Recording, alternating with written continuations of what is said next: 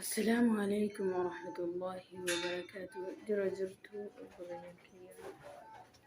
الصلاة والسلام على رسول الله صلى الله عليه وسلم. والله جرنا الحمد لله قالت ربي كم يوم على الجرتين جرو جريني بعدين فيها دفين جرا أرلي ولدي بني قرو وني مالي ودفتي فاطمة يوقف التنتاتي ونيني نام دفين قافي gaafii lama qofa hin dhufe gaafii lamaan tana wallahi yoo namni hangam fagaatu dhibbishan yoo naa deebisuu baate oromooti nuti islaamni waan jiru gaafii tana naa deebisa.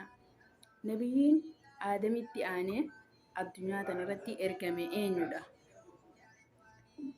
Ammas deebi'ii ilmaan aadam keessaa kan dura garaa dhoofate eenyu?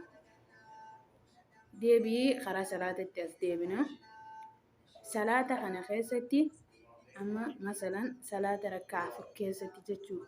Salaan asrii haa ta'u rakkaa afran kan keessatti Allahu akbarii gizee meeqa jenna?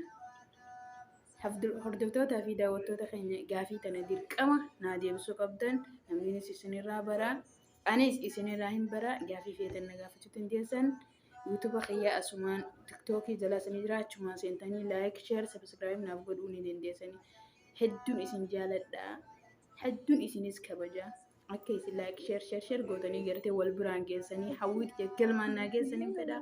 Asumaan qophii biraatti walitti deebinu tahaa tanan isiniin ja'a baay'ee takkan isin jaaladha baay'ee takkanallee jajjabeessaa. Wallahi maal jeetiin isinii hima jaalalan isiniif qaburraa jechuu Oromootiyya eelaa nuti tokkicha haa wal jajjabeessinu waa hundarratti wal qophii biraa jiraannu. Garuu gaafii tana daruuri naaf deebisaa. Tana isiniin ja'a baay'ee.